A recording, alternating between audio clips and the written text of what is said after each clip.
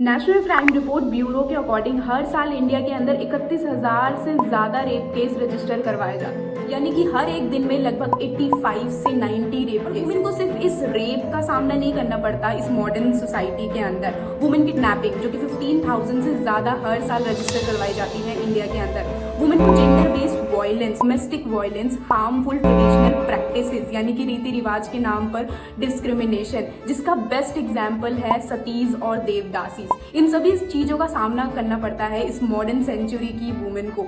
लेकिन इन सभी बातों को सुन के आपके माइंड में एक सवाल जरूर उठना चाहिए कि क्या हमारे एंशिएंट इंडिया के अंदर वुमेन की सेम यही सिचुएशन थी? क्या एंशिएंट इंडियन वुमेन भी rape, violence, kidnapping, gender based discrimination, इन सभी चीजों का सामना करती थी? क्या वो भी वुमेन एम्पावरमेंट के नारे लगाती थी? क्या थी आखिर एंशिएंट इंडियन वुमेन की सिचुएशन?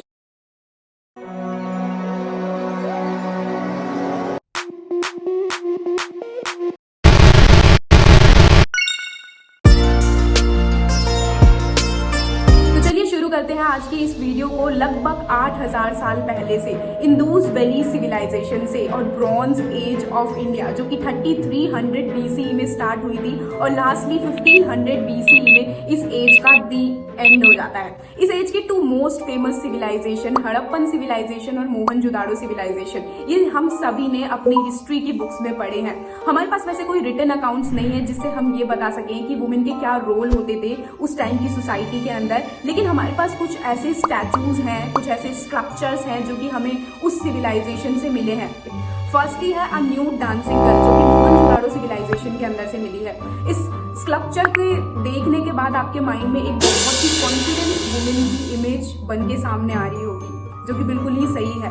उस टाइम पीरियड में वुमेन को सिंगिंग, डांसिंग, एजुकेशन, किसी भी तरह की रिस्ट्रिक्शंस नहीं थी। सेकंड है बुल राइडिंग। बुल राइडिंग जो कि एक वुमेन के द्वारा की जा रही है। बुल राइडिंग एक प्राइमरी मीन्स ऑफ ट्रांसपोर्टेशन था हमारी जिनजैटिक वैलीज के अंदर, यानी कि गंगा के आसपास के जो क्षेत्र होते थे वहाँ पे बुल राइडिंग एक प्राइमरी मीन्स ऑफ ट्रांसपोर्टेशन था और वहाँ पे वुमेन ही बुल राइडिंग किया करती थी। तो ओवरऑल इंडूज वैली सिविलाइजेशन में हम कह सकते हैं वुमेन फ्रीली इंडिपेंडेंट थी, किसी भी तरीके की रिस्ट्रिक्शन नहीं थी वुमेन को। बहुत से घरों में वुमेन ब्रेड ओनर थी। वुमेन को गॉडेसेस के बराबर और गॉडेसेस की तरह पूजा जाता था, जो कि आज की मॉडर्न सेंचुरी से बिल्कुल ही अलग है।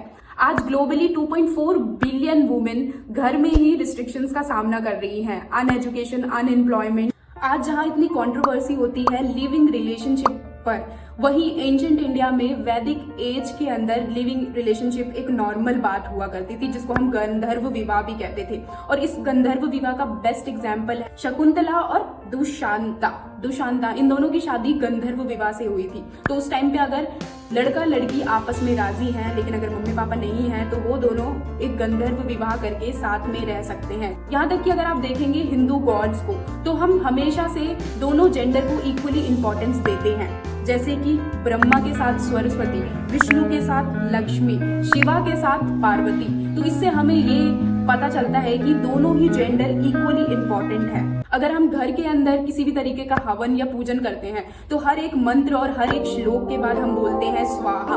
तो एक्चुअली में स्वाहा थी अग्नि की वाइफ, अग्नि की वाइफ का नाम था स्वाहा। तो अग्नि को इवोक करने के लिए उनकी वाइफ से परमिशन ली जाती है, इस वजह से हम स्वाहा को एड्रेस करते हैं।